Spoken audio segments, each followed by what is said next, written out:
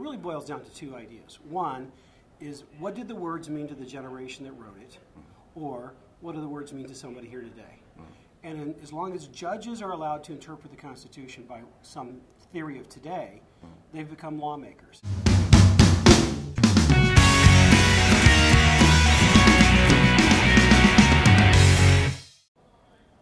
We're here at CPAC 2011, Conservative Political Action Conference with Dr. Michael Farris. You're a Chancellor of Patrick Henry College, Right. Head of the Homeschool Legal Defense. Right, I'm the chairman, and I do the... You were the founder. I'm the founder. Right. So hopefully we can cover both of those things. Thanks for taking the time with us. First of all, Patrick Henry College, how long have you been going now? This is our 11th academic year, and we're about 300 students. It's by far the most successful conservative college in the country, Christian conservative college, in terms of training people for government service, particularly those who want to go to law school, those who want to go into the intelligence agencies. We have a really good reputation there. We've got very high levels of success in those arenas. Now, you're in Virginia. We're in Virginia. We're in a mile from right here. Excuse me, a mile. We're an hour from right here. I'm glad I'm not a mile from right here. Yeah. But we're an hour from D.C., and we train young people in Christian Foundation and in the principles of the Founding Fathers. Everyone at Patrick Henry takes a course in the Constitution that I teach, and so it's... So you know they're getting the Constitution. Right. We also have another year-long course in political philosophy called Freedom's Foundations. Basically, why do we believe in freedom? What are the details of believing in freedom? What are the philosophical underpinnings of freedom? So we really make sure that our kids really understand why we're a free people. Now, every public official takes an oath to uphold and defend the Constitution. You will find almost no one that says they're against it. Everybody says they're for the Constitution. Right. But what is the real problem that we're facing as a society and a country in that disconnect with the reality of what we see, our drift away from constitutional underpinnings and the near universal belief that everybody says they have in the Constitution? Well, the disconnect is based on how do you interpret the Constitution. And there are two basic ways. You get 5 law professors in the room, you have 7 or 8 theories of how to interpret the Constitution. But it really boils down to 2 ideas. One is, what did the words mean to the generation that wrote it? Or what do the words mean to somebody here today? And as long as judges are allowed to interpret the Constitution by some theory of today, they've become lawmakers. And the theory of self-government means the law is the law until another body of lawmakers changes it. And so the Constitution, like any other law, like a regular contract, should have the same meaning today as it had at the time that it was written.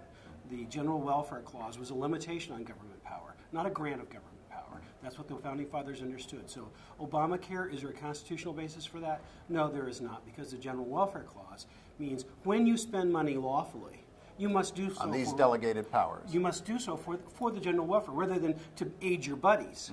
It's not a separate grant of power. It is a separate and additional limitation of power. And when you understand the original meaning of the Constitution, if this town had the original meaning of the Constitution, 1/3 of the federal bureaucracy at least would go away. That's being pretty conservative. You could probably get it down a little more than that. But a vast majority of what the federal government tries to do, under the general welfare, necessary and proper, and the Commerce Clause. Commerce Clause. Basically, if you could fix General Welfare Clause and Commerce Clause, almost all of it goes away. So your students are getting a full dose of the Constitution with original intent and understanding of the Federalist Papers and the basic documents of the Constitution. And with that background, they're going off to top law schools. The executive editor of Harvard Law Review today is one of our graduates. Oh, is that right? Yeah. We have 3 students from last year's graduating class. They're at Columbia Law School. So we're sending them out into the upper echelons of the legal profession, but with that solid grounding. They're not going there to get indoctrinated. They've already been thoroughly grounded in the truth. And the lies don't sound very good once you've been thoroughly grounded in the truth. And so with our moot court program especially, where we train people in legal argumentation, we've won the national championship in undergraduate moot court 5 out of the last 7 years. Is that right? And we just won it again about a month ago at Tulane Law School. And How large is your school again? The student body? Just under 300. But the students then that are involved in the moot court? Right.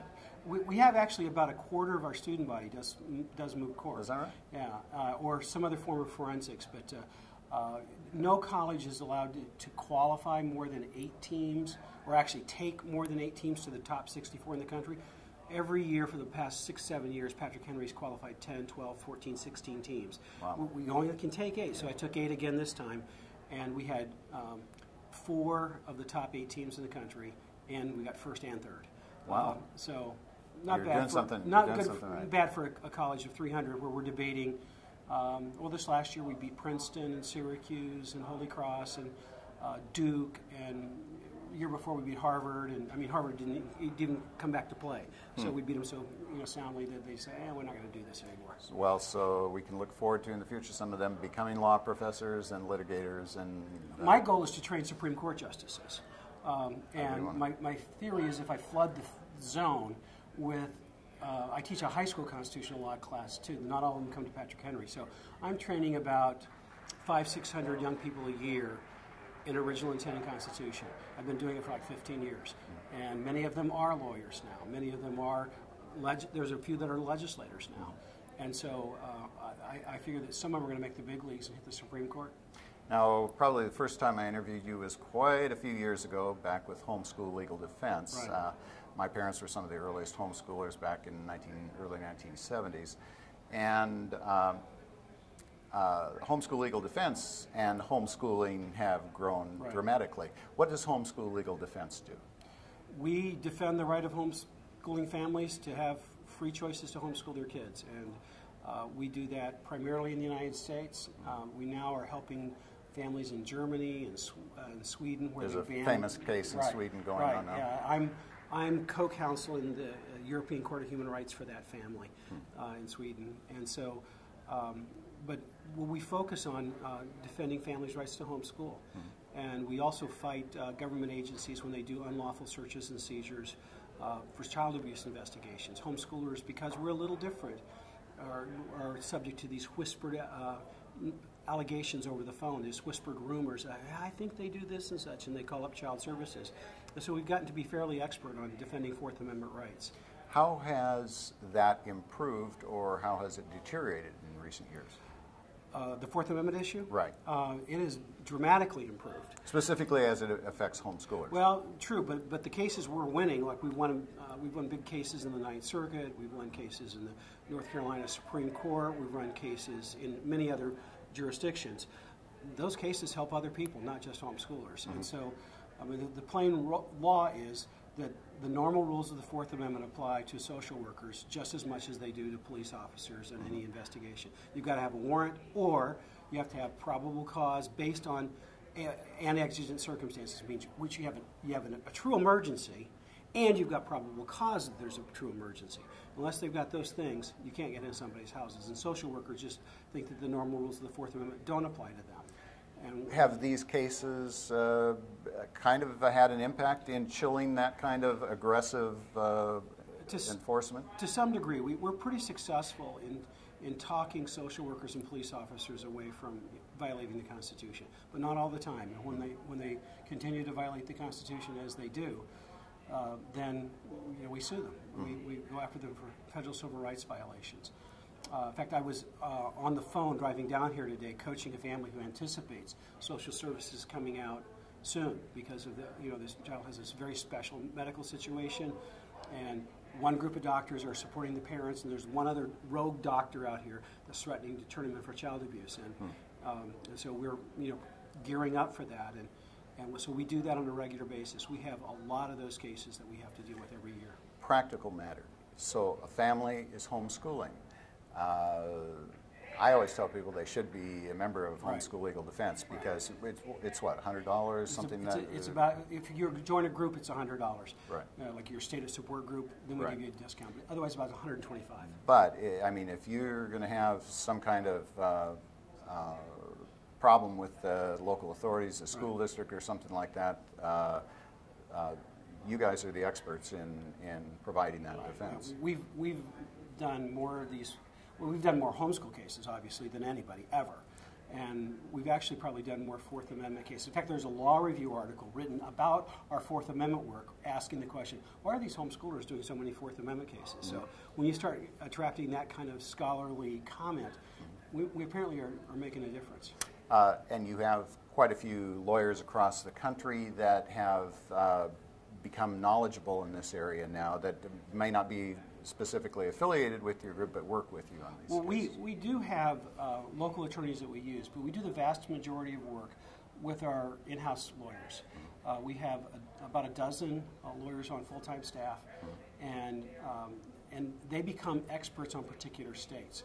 And so anything that happens in Missouri, our guy that handles Missouri every day, in fact, he used to be a deputy attorney general in Missouri, is in our office in Virginia, and he handles all the Missouri calls. And so, but if something's happening on the ground where we need to appear in court, then we turn to one of our local attorneys that we deal with, and we have them on a regular basis. But really, when people call HSLDA, they're going to be talking to a lawyer who does nothing other than defend homeschoolers. Now, if you were to say, what would you say now is the worst state and the best state in terms of circumstances for homeschoolers now? Well, there's a few states that would qualify for best state. Virginia's one of them, Montana's one of them, Idaho is one of them, Texas is very good. Worst states, Pennsylvania, New York, clearly are the worst two states. And not so much that they're trying to ban homeschooling, but they're trying to regulate it to death. And so a lot of busy work, a lot of paperwork, a lot of rigmarole in Pennsylvania, which when you have rigmarole, you give local officials discretion, and discretion is the enemy of freedom. If you were to look at the big picture, homeschooling has obviously expanded tremendously over the last 30 years. Where do you see it going now? Well, I think that we're going to see probably up to 10% of the population homeschooling their kids. Best estimate, about 4% are homeschooling right now. I think you had a pragmatic limit of people that are willing to pretty much forego a two-income family scenario. You know, sometimes you can pull that off, but it's really hard. So you have to be a one-income family pretty much, and be dedicated to doing this. And it's a lot of hard work. And so I'm convinced that anybody who's willing to do the hard work can do a successful job. But if you're not willing to do the hard work, you know, find some other way to educate your kids, because we don't want people lackadaisically coming into the homeschooling movement. We want people that say, yeah, I know it's a big job and I'm going to do it.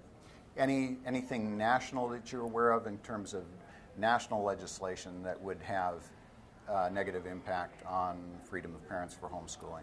Well, the Obama administration and Barbara Boxer and Hillary Clinton all want to see the UN Convention on the Rights of the Child ratified, as well as the Convention on Women, the CEDAW Convention. The Convention on Children is especially dangerous to homeschooling, but the CEDAW Convention is also bad. But they want to ratify these treaties that would give the government control over our families completely. And so we are leading the charge to kill the UN Convention on the Rights of the Child. We're helping others who are trying to kill all the other UN treaties. Right. So we're part of a sovereignty coalition. But we're the lead on the Convention on the Rights of the Child. We're taking the lead role. Where does that stand right now? Well, it's never been sent to the Senate because they're afraid of us. And what we did last time, and what we're going to do again in this session after the election, is Jim DeMint introduced a resolution that condemned the Convention on the Rights of the Child. And our goal is to get 34 co-sponsors, because when you have 34 co-sponsors, you've got the votes to block a treaty. And so we had 32 official co-sponsors last time. We've elected some more real Republicans this time. And so we don't think they'll have any trouble getting to 34. So that should be done in the next month or so. And so our goal is to block it. But we're also working on a constitutional amendment that permanently eliminates the use of international law on the issue of parents. And so we don't want to have this treaty now. We don't want to have this treaty ever. Well, Dr. Farris, thank you so much. Appreciate you taking time. Thank you so much.